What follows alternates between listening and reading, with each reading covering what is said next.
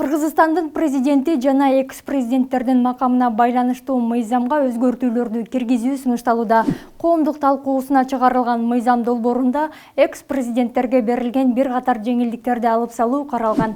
Муну менен экс-президенттердин мамлекеттин эсебинен багууну токтотуу, жан сакчы алып жүрүү жана башка коммуналдык кызмат көрсөтүүлөрдүн акысын өз эсебинен төлөтүү сунушу бар. Мындан сырткары жаңы президент шайланып келгенден кийин бир айдын ичинде экс-президент мамлекеттик резиденциядан чыгып кетиши керек. Мыйзам долбоору колдоо таап кабыл алынса, мамлекет башчы катары ыйгарым укуктарын токтоткон күндөн тартып өзүнө жана үй бүлөсүндөгү жашы жете элек балдарын акысыз медициналык тейлөө укугуна, мамлекеттик дачалардын бирин өмүр бою пайдаланууга берүүгө байланыштуу беренелер күчүн жоготот. Мыйзам долбоору мамлекеттин мүлкүн жана бюджет каражатын рационалдуу пайдаланууга багытталган. Учурда Кыргызстанда Роза Отунбаева менен Сооронбай Жээнбеков экс-президент макамына ээ.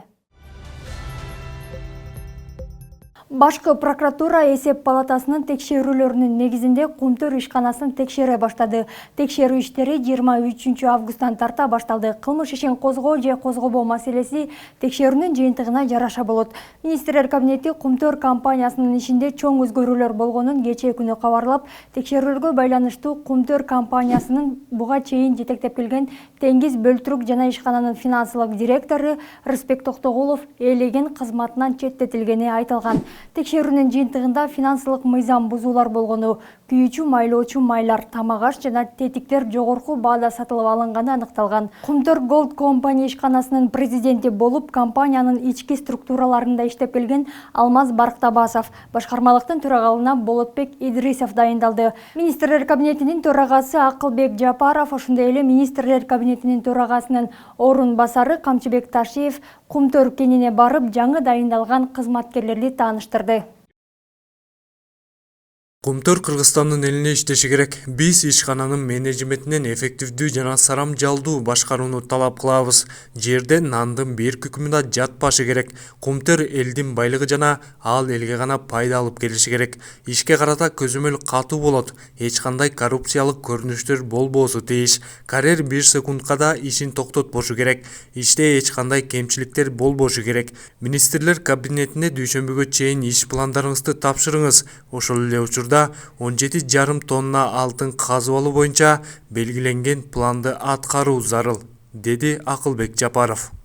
Ош облусунун Кара Суу районундагы Топ Терек айылына жакын жайгашкан курулуш тейлөө асфальт бетон заводунун иши толугу менен токтотулду. Бул тууралуу Жаратылыш ресурстары, экология жана техникалык көзөмөл министрлигинин басма сөз кызматынан билдиришти. Ага ылайык 23 августта аталган заводдон кара түтүн чыгып, экологияга терс таасирин тийгизип жатат деген маалымат тараган. Мазут асфальттан чыгат деген көрдүңүз? Ал жерге Жаратылыш ресурстары министрлигинин инспекторлору барып, заводду иштетүү учурунда андан жарым сааттай кара түтүн чыкканын аныкташкан. Ошондой эле текшерүү учурунда бул заводду иштетүүгө эч кандай уруксат кагаздары жок экендиги белгилүү болду. Мындан улам ишкананын жетекчилигине тийиштүү уруксат кагаздарын алууга, чыккан түтүндү зыянсыздандыруучу чыпкаларды орнотууга эскертме берилип, заводдун иши толугу менен токтотулду. Асфальттан чыгат деген көрдүңүз? Алматы гарнизонунун аскер соту Жамбыл облусунун аскер бөлүгүнө кызмат өтөөгө келип, 4 күндөн кийин каза болгон Алибек Калбайдын өлүмү боюнча ишти карай баштады. Алибек Калбайдын өлүмүнө 18 жаштагы жоокер Айболот Аманжолов шектелүүдө. Айыптоо актысын окуган прокурор трагедиялуу окуядан бир күн мурун Алибек менен Айболот мушташып кеткенин, Алибек Калбай оор жаракат алганын билдирди. Калбайдын жакындары сот жообуна бир гана киши тартылып жатканына нааразы болушкан. Бишкекте 40 жаштагы келин липосакция операциясынын кесепетинен каза тапкан окуядан кийин Арт Клиник менчик клиникасы жабылды. Маалыматка ылайык, клиниканын жетекчилиги лицензияны токтотуу жөнүндө арыз менен кайрылган. Кайрылуунун негизинде Арт Клиник жабылды. Ал эми дарыгер боюнча министрлик тараптан комиссия түзүлгөнүн айтышты. Эске салсак, июнь айынын аягында 40 жаштагы келин жеке клиникалардын биринде липосакция жасаткандан кийин оор абалда улуттук госпиталга түшүп каза болгон. Анын жакындары операция учурунда аялдын ичегилери жабыркаган деп шектенип жатышат. Өлүм боюнча Бишкек шаардык ички иштер башкы башкармалыгына тергөө иштери жүрүп, жеке клиниканын хирургу камакка алынган.